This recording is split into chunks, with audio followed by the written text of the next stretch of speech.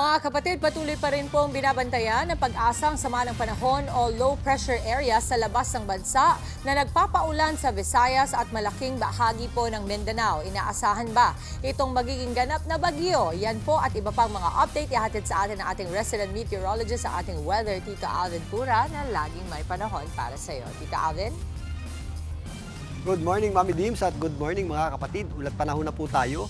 Ito pong binabantayan nating low pressure area sa labas ng area of responsibility natin ay wala pa naman direktang epekto sa ating bansa at yung dating low pressure area na nagpaulan sa Metro Manila at karating lugar nito ay tuluyan na pong nalusaw at wala na rin po yan direktang epekto sa atin. Samantalang itong low pressure area sa labas ng PAR ay huli pong namataan ng pag-asa sa layang 1,335 kilometers east ng southern Luzon at yan po ay nasa mababa pa rin po o hindi pa rin po natin inaasahan maging isang ganap na bagyo anumang oras ngayon sa loob po ng 12 hours or 24 hours. Pero yan po ay napakalapit na sa ating area of responsibility at posibleng makapasok sa ating area of responsibility. Ito nga po ay hindi natin inaasahang lalapit sa ating bansa pero yung kanyang trough o extension o yung pagbali ng ating hangin ay nagpapaulan po sa malaking bahagi ng Visayas at Mindanao. Pero mga kapatid, ito po ay mabagal na kumikilos dito sa eastern section ng ating bansa at meron tayong inaasahang lalapit na super typhoon dito po sa itaas na bahagi nating bansa. Ito po ang super typhoon na may international name na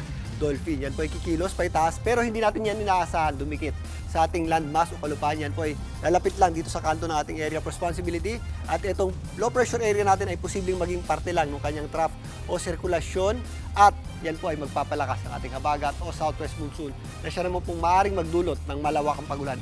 Particularly dito sa kanlurang bahagi ng ating bansa, yan po ay sa susunod na linggo. Pagdikit po nitong ating binabantayang super typhoon dito sa kanto ng ating area of responsibility.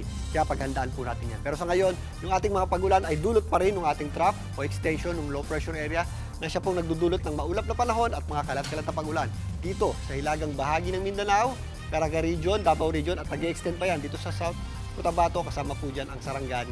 Ito pong mga areas sa kanlurang bahagi o western section ng Mindanao dahil medyo mahina yung ating habagat, mas maliwalas po yung ating mga panahon dyan.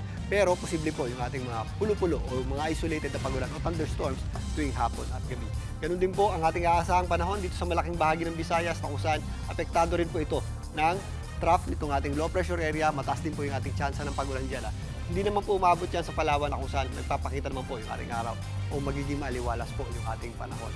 Ganun din po ang panahon natin dito sa malaking bahagi ng Luzon. Maliwalas po ang panahon, magiging maganda ang sikat ng araw, lalong-lalo na po sa tanghali. May kainitan, pero sa pagsapit po ng hapon, tumataas po yung ating tsansa ng pagulan o yung ating mga thunderstorms. Kasama po dyan ang Metro Manila. Medyo mababa po yung ating tsansa ng pagulan ngayong umaga hanggang tanghali. Pagsapit ng hapon, maulap po yan, kaya sa mga lalabas ng bahay, ugaliin pa rin po natin ang pagdadala ng payong. Maaari po natin yung magamit sa mga biglaang pagbuhos ng pagulan, lalong-lalo na pagsapit ng hapon o uwian.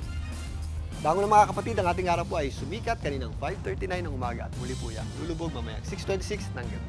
At yan muna latest sa ating lagay ng panahon. Muli ako po ang inyong weather, Tito Alvin. Lagi may panahon para sa iyo. Mga kapatid, dito Alvin Pura po na laging may panahon para sa iyo, umaraw man o umulan, dapat laging handa. Kaya para maging updated sa pinaka-latest weather updates, mag-follow at mag-subscribe na sa social media pages ng News 5.